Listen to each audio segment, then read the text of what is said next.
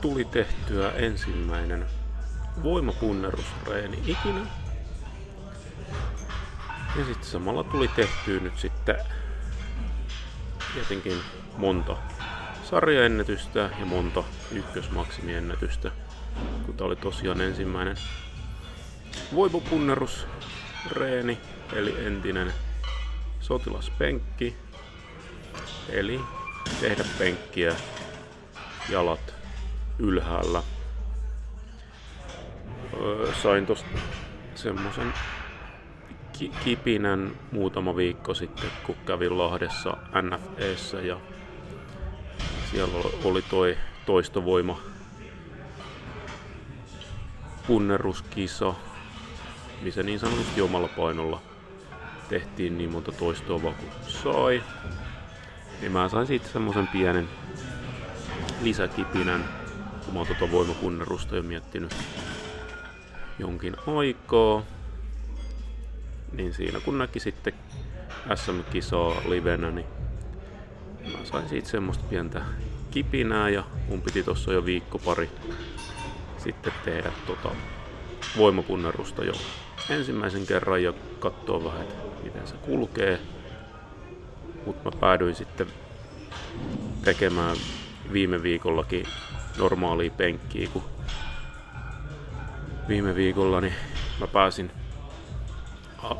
aamupainossa alle 100 kilon ensimmäistä kertaa 7 vai 8 vuoteen, niin mä ajattelin sitten, että kokeillaan nyt sitten penkata alle 100 kilon aamupainolla ja katsoa että vähän, että miten se muutama kilopari siinä sitten vaikuttaa ja miten sitten toi penkki kulkee, kun aamupaino on ollut joka päivä alle 100 kiloa.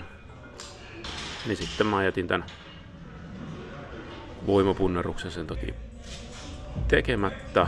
Ja nyt sitten tänään, tai siis eilen, kun mulla oli toi hierontaa, niin sitten mä ajattelin, että mä säästelen jalkoja, niin sitten mä sain sen idean, että hetkinen, että nyt on hyvä hetki kokeilla tätä voimapunnerusta. Ja mä huomasin 2 asiaa. Ensinnäkin toi oli suhteessa helppoa, mutta sitten toiseksi mä huomasin, kun mun jalat ei ollut maassa, niin sitten se otti hetken aikaa löytää toi tasapaino.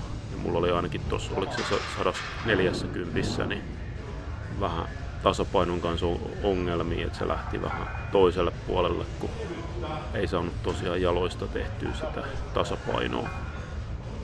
Ja tämän reenin muutenkin tarkoitus oli vaan vähän katsoa sitä ykkösmaksimia ja sitten vähän tehdä sarjaa.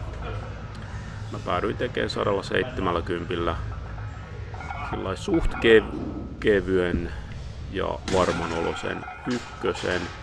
Mä olisin saanut 175 ainakin tehtyä. 180 olisi ehkä tullut, mutta mä päätin, että se on parempi lopettaa tuohon 170, kun se tuli suhteellisen helposti. Ja sitten siitä on sitten vara parantaa kun parannettavaa on tuossa tekniikassa ja varsinkin siinä, että saa sen luotettavuuden siihen tasapainoon. Mut tästä reenistä on hyvä lähteä eteenpäin ja pitää nyt katsoa, että jos sitä vaikka sitten ensi vuonna lähtisi kisaamaan tässä voimapunneruksessa joko ykkösmaksimissa tai sitten tosiaan toistomäärä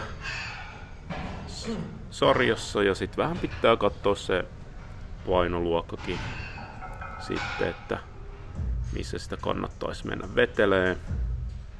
Sitten mä vähän kävin katsoa jo Suomen ennätyksiä tuossa varsinkin toiston puolella, mutta siinä olisi paremmat mahdollisuudet ehkä.